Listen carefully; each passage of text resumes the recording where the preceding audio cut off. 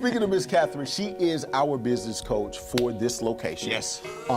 She's actually brought a couple of people here. She's brought Ron here, Yep. and she's brought John here as well. Yep. And today she's going to be talking to us about how to really create your niche in your business. So, ladies and gentlemen, give it up for Miss Catherine. Catherine. Woohoo!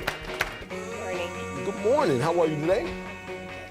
All right. So, you know, Ron was up here. He did extremely well. We were sitting there talking to John. He was doing extremely well. If I recall, last time you were here, you had another Nadine. Nadine. Right. Yes. Nadine came.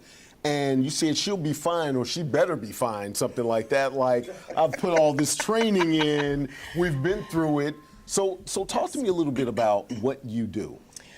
I'm a business coach, but I'm not kind of your run-of-the-mill business coach. Most business coaches focus on processes. They look at kind of where your business is and help you build your business. Really, what I focus on and what most businesses need, 9 out of 10, are leads. And so, really, if you bring money into your business in the first 6 to 9 months, everybody feels better. Right? Yes. So yes. Everything, all the problems seem to diminish just a tad. And so really focusing on what your niche is and why you're different is really what I do, primarily for the first year. I also teach how to create forms of passive income because you can only trade so much time for money. Sure. And so if you have a couple streams of passive income coming in as well, then, if you have a bad month, it's not that big of a deal, right? Because you still have, whether you're sitting on the beach drinking a margarita or you're in the office, you're still making money. Right. And so my focus primarily for pretty much the first 6 to 9 months is really just creating a niche for your business on why are you different than everyone else. So if you had the option, why would you even pick the office over the beach? Right. You're like, you could be here or here and you're still Right. making money. Like, who goes here if you already got money, right? So Exactly. just curious. So my thing is, so when you talk about creating a niche, that niche really makes you stand out. So how does one do that? Because the first thing that we think and that we're programmed to do is that a lot of times we have to look like this person. What is our competition doing? I need to look like this person. Right. This is what the norm is. And to make money like they're making money, I need to do what they're doing. How do you create a niche? Well, probably the biggest problem with most companies or entrepreneurs is they really don't have a niche. And so if I worked with a moving company a few years ago, and so when we first started working together, I actually took her ad out of the phone book, out of the Yellow Pages, and I took it off online, and all of the ads that she had done within the past year. So we put them all out, I printed them all out on a table, and I said to her, now if I take your competition and put their name on your ad or your name on their ad, is there any difference? And so that was a big wake-up call for her because it both said family-owned, we have our own trucks. Now, if you're a moving company, hopefully you have trucks, right? So that's what we call platitudes, right? So it's people think that, oh, this matters. So it's inside perspective versus outside reality, okay? Right. It's what I think is important. What I think is important is not necessarily what your potential clients or customers think is important. You may think family-owned is very important. Quite frankly, most people don't care. You may think that, being in business since 1947 is important. Quite frankly, people don't care.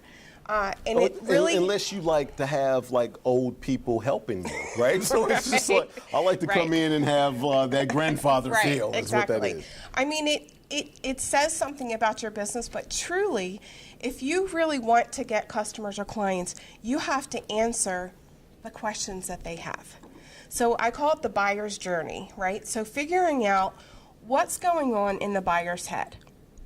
If you were to buy a car, and people just don't get up one day and say, you know what, I think I'm going to go out and buy a Sonata today, right? What they do is they look, they research, and actually 63% of people will actually go to the car lot after it's closed and go look at the cars because they don't want to be bothered by salespeople, right? Right. Actually, men are about 87%.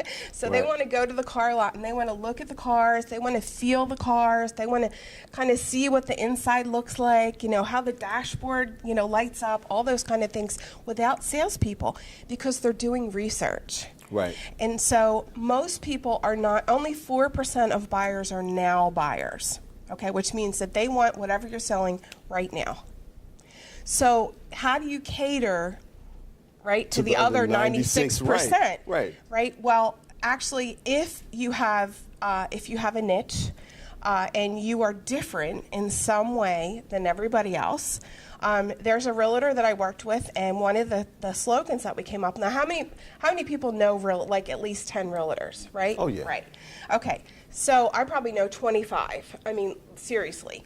And so I had a realtor that came to me who was pretty much about a year into it, and she was actually a nurse, and she really had, maybe a year's experience in realting.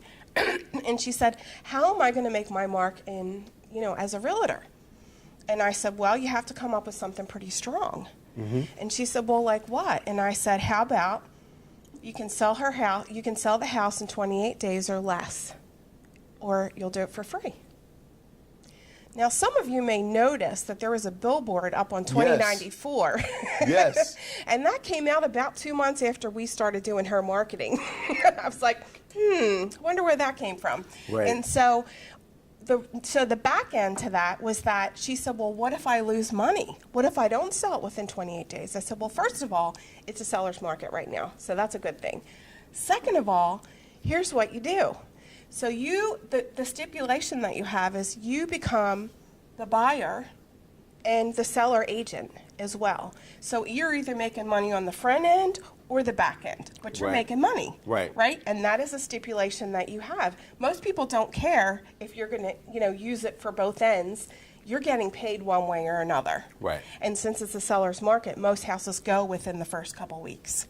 Got you. So that was something that really, she sold, I want to say like 16 houses her first year. Right. That's a lot. Right. Even Right. for a seasoned realtor. And so that really helped her create her way in the world. So her slogan was, "I can sell your house in 28 days or less, or I'll sell it for free." Right? So who would not use her? You're thinking, well, she either sells it within a month or I don't pay any commission. Right? So that was one way to create a niche for her in a market that's oversaturated. Now, see, that it's funny you say that because that billboard is right by my house. Like, no joke. And Yes. I've passed by that billboard and thought, that's genius, right? I was like, she has to have and now I meet the genius behind the genius, right? Well, I don't know if he came up with that on his own, but that just seemed to happen a few months after we started marketing her Right, stuff. So I right. was like, oh, gee, I think I've seen that before. So Sure, yeah. But sure. anyway, it is smart, and he's probably getting a lot of business because of it. Okay.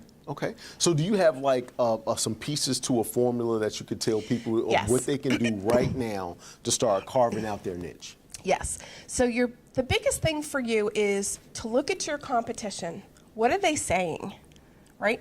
What is it that if they're successful, what are they doing? And I'm not saying to copy them. Actually, what I'm saying is to do exactly opposite of what they're doing, because you need to create your own niche. So think about, one of my clients is a preschool. The way that we've really propelled their business is because preschools can really cater to 3 sets of clients. They can cater to very young parents who really can't afford a lot of money for preschool, so they really make their tuition very affordable. Then the second set would be someone who really cares, somebody maybe parents like in their 40s who really want more of the educational experience. They want computer labs, they want that kind of thing, and so they cater their program to that. And then you have an older set of parents that maybe this is their last child, or maybe it's a grandchild, and they really want more of, I want you to get my child ready for kindergarten, right? I want Right. them to have the experience, the one-on-one catering to my child. And so you have to pick out what group are you going after? So for your own business, think about who is it that you want as a client? What is going on in their head? What's going to make you different than everybody else? You have to touch, you know, you and I talked a lot about emotion, hitting their hot buttons, and that is really what you have to do. I have a formula. It's 3 things. It's interrupt, engage, educate, and offer. Okay? So in your marketing, if you don't have those 4 pieces, you are missing about 80% of your sales. Boom. Okay? So, and if you're not touching them 5 to 12 times, you're missing 80% of your sales. Because only 4% are now buyers. Right. Okay? So if you're not interrupting them, if you're not hitting them with a line that, you know, our brain works in downtime most of the time because it's exhausting to be in uptime. So if you don't take them into uptime right away, you've seen the commercials on TV like the, what was the E-Trade with the baby in the stroller running through the house, and it was actually pretty funny. Well, that took you into uptime right away, although it had nothing to do with E-Trade. Right, right. But it did the interrupt. You've heard commercials that are really loud. Well, they do that for a reason, right? Because they want to get your attention. Right. But the problem with that is they interrupt you. Once you figure out it has nothing to do with you, you go back down to downtime. So you have to interrupt, then you have to engage them. So you have to talk about the problems that they're having that you can solve for them. Okay, so you need to know what they're thinking. And then you're going to educate them and saying, not only do I know what your problems are, but I can solve them for you, and here's how. And then you have to have an offer. You know, you and I talk a lot about videos, and Chris and I talk a lot about websites and stuff. So if there is not an offer on your web page or in your marketing somehow, you are missing a big, big stream of income. You have to have an offer for them to engage. Remember, only 4% are now buyers. So if you're not catching that other 96%, you're missing all of that sales. So if somebody wanted you to sit down with them, do you do a free consultation? Yes, or I do a free hour consultation. I also do something which is called my 10K 45-minute consultation, which is where I will find $10,000 in your business that's hidden in 45 minutes or less. And I can usually find sometimes up to 100,000. Just depends on what kind of business it is and how many things you're not doing. Right now, is that consultation free? Because I would just take that and It's then I free. would run. I would Yes. do like 10 G's in 45 minutes and go. Like, I'm just like, click. Yes. All right, what do we have? Yes, it is. So if somebody wanted to contact you and take advantage of some of the knowledge that you have, some of the 45 minutes for 10 grand that Yes. you were giving away, Yes. look into that camera and tell them how to contact you. Okay, you can go to beyondbusinesscoaching.net, and there is actually a form on there where you can get 4 free videos if you want, which will help your business. You can contact me through there, or you can call me at 832-865-7898. All right, everybody give it up for Catherine. Great information.